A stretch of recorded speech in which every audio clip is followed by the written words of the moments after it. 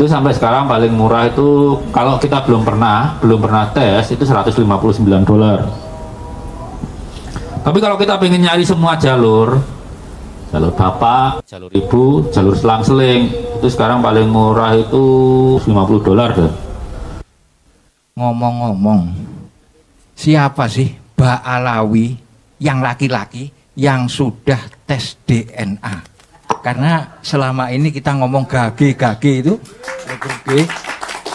belum pernah tahu siapa Mbak Alawi laki-laki yang sudah tes DNA. Itu saja. Nah, dari dataset di Balawi itu ada kira-kira 4 marga yang mirip di Indonesia, ya. Ada Lapsi, ada, ya. Satu dari Indonesia, ngaku dari Indonesia tapi udah tinggal di Yaman, balik ke Yaman. Yang BSA itu mendeklarasikan dari Indonesia. Itu yang BSA.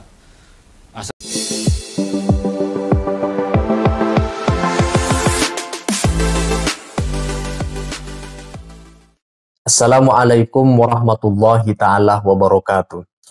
Menurut Dr. Sugeng, biaya tes DNA ternyata itu tidak murah. Karena hal itu tergantung kepada keahlian daripada dokter DNA tersebut. Di samping misalnya lembaganya, rumah sakit atau laboratorium yang dipercaya. Semakin punya kredibel maka semakin mahal biayanya untuk melakukan tes DNA. Ketika untuk mengetahui jalur DNA jalur kakek saja, itu biayanya sekian dolar. Jalur ibu, apalagi jalur selang-seling, pasti biayanya juga lebih mahal. Nah, bersamaan dengan itu, Dr. Sugeng juga mengetahui siapa saja yang sudah melakukan tes DNA dari marga Mbak Alawi, terutama dari luar negeri, dan mungkin juga sebagian dari Indonesia. Tetapi menurut Dr. Sugeng, sebagaimana penjelasan di berbagai tempat, beliau sempat mengatakan bahwa Mbak Alawi tidak terang-terangan untuk menyatakan kesiapan melakukan tes DNA. Nah, untuk itu teman-teman kita simak penjelasan dari Dr. Sugeng sekilas videonya berikut ini. Biayanya dok, Gimana? biayanya yang banyak. Kalau cuma garis laki-laki aja mau komplit, saya terangkan sedikit tes DNA yang komplit ya. Kalau garis laki-laki itu sebenarnya yang dilacak pertama itu kakek. Kalau buku nasab kan dari bawah ke atas. Kalau DNA itu dari atas ke bawah. Sama-sama namanya Ahmad bin Sugeng dengan Ahmad bin Fuad. Ahmad kan ya. Tapi binnya beda. Itu berarti orang berbeda kan. Makanya kalau tes DNA yang hanya mencari jalur kakek, itu yang dilacak kakeknya dulu sampai ke bawah kita. Itu sampai sekarang paling murah itu kalau kita belum pernah tes itu $159. Tapi kalau kita pengen nyari semua jalur bapak, jalur ibu, jalur selang-seling, itu sekarang paling murah itu kalau nggak salah $350 deh. Tapi itu cuma dapat catatan aja kita. Bacanya kan harus butuh ahlinya. Ahli itu kan butuh sekolah. Kan masa disuruh gratisan tegama.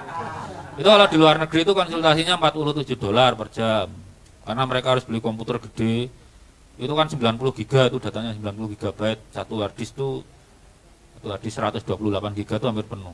Harus beli komputer, kasihan juga kalau nggak dibayar. Ya itulah. Tapi itu udah mending karena tahun 2020 itu berapa tesnya? 1,5 miliar satu orang. Sekarang tinggal 7 juta itu kan udah. Nanti kalau misalnya anak saya yang kecil udah kerja mungkin kalau sudah 500-an ribu nggak ada orang bisa ngumpetin nasab dah. Kalau kita yang keturunan mana? Ini mau diklaim Wali Songo nanti dibully lagi. Kalau Wali Songo itu kan garisnya ngikutin garis orang Jawa ya. Apa anak laki-laki, anak perempuan, semua keturunannya dianggap bukan dianggap, memang cucunya gitu loh. Itu gunanya nyari-nyari nasab kan bukan nyari pengakuan, silaturahmi, ketemu dulur, bukan mau membanggakan nasab. Kalau Bani Wali Songo itu yang penting satu punya keahlian, ben gak ngisin-ngisini gitu ya.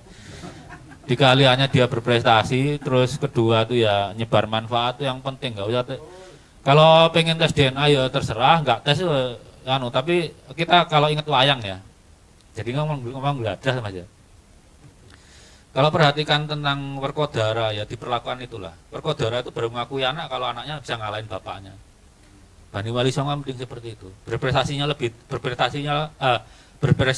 lebih tinggi dari bapak muda, itu aja.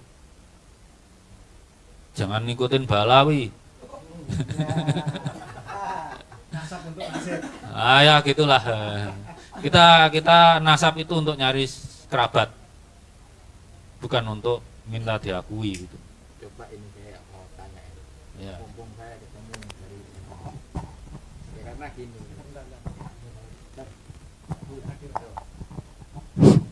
Anak ini, di saat ada pertemuan, di situ ada pertanyaan, dan pertanyaan itu terjawab.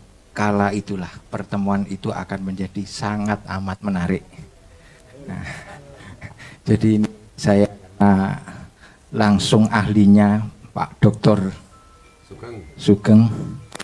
Saya pertanyaannya cuma sederhana sebenarnya.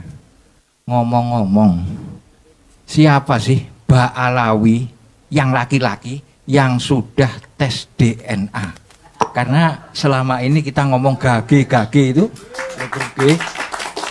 belum pernah tahu siapa Mbak Alawi laki-laki yang sudah tes DNA. Itu saja. Terima kasih. Wassalamualaikum warahmatullahi wabarakatuh. Jadi begini, sebagian besar Balawi itu yang tes DNA itu Balawi luar negeri, karena nenek moyangnya dari Yaman. Di sana memang nggak bisa nasab untuk nasib. Kenapa? Al-Irsyad tuh ngakui nggak nasab Balawi? Enggak. Sama-sama dari Yaman tuh. Nggak ada gunanya nasab di Yaman sana. Makanya mereka bebas-bebas saja. Kenapa mereka tes DNA? Nyari saudaranya. Sama dengan kita Bali Wali Songo nyari-nyari saudara. Katakanlah ketemu haplogrupnya, katakanlah satu kelompok itu haplogrupnya beda-beda, tapi ada satu klaster yang sama. Itu yang klaster sama itu berarti misalnya sekian ratus tahun punya kakek bersama. Jadi orang ikut tes DNA itu bukan mencari pembuktian apa-apa, nyari saudaranya sebetulnya, kan nyari kekerabatan. Nah dari dataset di Balawi itu ada kira-kira 4 marga yang mirip di Indonesia, ya. Ada Al-Habsyi, ada ya satu dari Indonesia, ngaku dari Indonesia tapi udah tinggal di Yaman, balik ke Yaman. Yang BSA itu mendeklarasikan dari Indonesia, itu yang BSA. Asegaf, Al-Habsyi, BSA, satu lagi apa? Bukan. Ya intinya yang semarga itu udah ada dari Yaman. Karena mereka garis laki-laki kan kita anggap sama. Nah dari Indonesia 6 orang itu tes ke Dante, nggak mau ke family tree, itu boleh-boleh aja, protokolnya kan sama aja. Mereka analisikan ke Yeful itu perusahaan analisa, bukan apa seperti tadi saya bilang, analisa itu butuh sekolah sendiri, nggak cuma tesnya gitu kan ya. Itu ada 6 orang dari Indonesia sudah tes. Karena dari penelitian Profesor Hera itu nggak ada grup G waktu itu ya, yang paling mungkin Balawi, nggak ada yang lain gitu. berarti sudah ada di Indonesia. Udah 6 orang. Karena apa? Yang 6 orang ini sama dengan Giyaman itu, yang tadi saya sebut marganya Asgaf, Jamalulail Mas. Nah, jadi penanda genetiknya itu dari 25 itu plek sama dengan Asgaf, Jamalulail, Habsyi sama BSA. Nah, mereka kan kawin sama saudara-saudara sendiri semua kan ya. Mereka masih punya peluang untuk ketersambungan ke Sayyidina Ali. Tapi kalaupun mungkin ya paling 1 marga atau 2 marga aja. Yang lain rungkat semua. Yang udah terlanjur tes itu rungkat semua. Kecuali 2 orang kemarin loh ya. Wah, ini ditakut-takuti malah nggak berani. Lah kalau saya kenapa nggak tes DNA, buat cari apa? Satu juga mahal gitu loh ya. Dan sulit ngirimnya, saya belum terkirim gitu. Kalau saya nggak tes DNA pertama ya buat apa? Wong saya cari beasiswa juga nggak ditanya nasab saya. Nanti saya akan tes kalau udah mungkin harganya murah, terus saya rasa penting gitu. Kalau kayak Balawi ini kan masalahnya udah mengklaim nasab ya harus membuktikan gitu. Yang nggak perlu pembuktian ya nggak perlu gitu. Itu aja tuh. Kembalikan ke Mas Fakih.